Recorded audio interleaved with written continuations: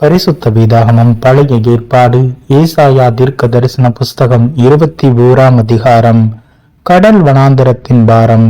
சுழல் காற்று தென் திசையில் இருந்து எழும்பி கடந்து வருகிறது போல பயங்கரமான தேசமாகிய வனாந்தரத்தில் இருந்து அது வருகிறது. கொடிய தரிசனம் எனக்கு தெரிவிக்கப்பட்டது. துரோகி துரோகம் பண்ணி பாழாக்குகிறவன் பாழாக்கிக் கொண்டே இருக்கிறான். ஏலாமே எழுந்து, மேதியாவே முற்றுகை போடு, அதனாலே உண்டான தவிப்பையெல்லாம் ஒளிய பண்ணினேன். ஆகையால் என் இடுப்பு மகா வேதனையால் நிறைந்திருக்கிறது. பிள்ளை பெறுகிறவளின் வேதனைகளுக்கு ஒத்த வேதனைகள் என்னை பிடித்தது. கேட்டதினால் உழைவு கொண்டு கண்டதினால் கலங்கினேன். என் இருதயம் திகைத்தது. திகில் என்னை திடுக்கிட பற்றினது. எனக்கு இன்பம் தந்த இரவு பயங்கரமாயிற்று. பந்தியை ஆயத்தப்படுத்துங்கள், ஜாமக்காரரை வையுங்கள், புசியுங்கள், குடியுங்கள். பிரபுக்களே எழுந்து பரிசைகளுக்கு எண்ணெய் பூசுங்கள்.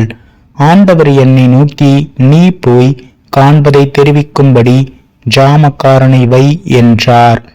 அவன் ஒரு ரதத்தையும் ஜோடு ஜோடான குதிரை வீரரையும் ஜோடு ஜோடாக கழுதைகளின் மேலும் ஒட்டகங்களின் மேலும் ஏறி வருகிறவர்களையும் கண்டு மிகுந்த கவனமாய் கவனித்து கொண்டே இருந்து, ஆண்டவரே, நான் பகல் முழுதும் என் காவலிலே நின்று ரா முழுதும் நான் என் காவலிடத்திலே தரித்திருக்கிறேன் என்று சிங்கத்தை போல் சத்தமிட்டு கூப்பிடுகிறான்.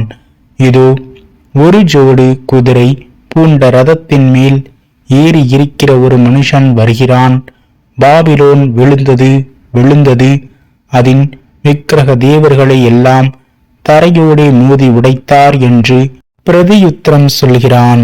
என் போரடிப்பின் தானியமே, என் களத்தின் கோதுமையே, இஸ்ரவேலின் தேவனாகிய சேனைகளின் கர்த்தரால் நான் கேள்விப்பட்டதை உங்களுக்கு அறிவித்தேன். தூமாவின் பாரம்.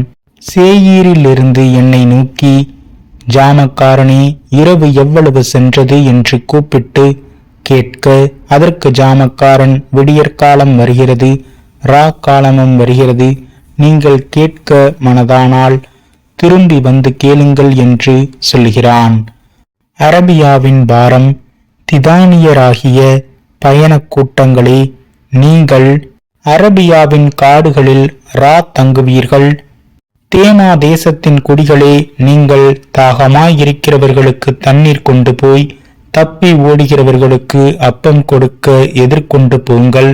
அவர்கள் பட்டயங்களுக்கும் உருவின கட்கத்துக்கும் நான் ஏற்றின வில்லுக்கும் யுத்தத்தின் கொடுமைக்கும் தப்பி ஓடுகிறார்கள். ஆண்டவர் என்னை நோக்கி, ஒரு கூலிக்காரனுடைய வருஷங்களுக்கொத்த ஒரே வருஷத்திலே கேதாருடைய மகிமையெல்லாம் அற்றுப்போம். கேதார் புத்திரராகிய பராக்கிரம வில் வீரரின் தொகையில் மீதியானவர்கள் கொஞ்சம் பேராயிருப்பார்கள் என்றார். இஸ்ரவேலின் தேவனாகிய கர்த்தர் இதை உரைத்தார்.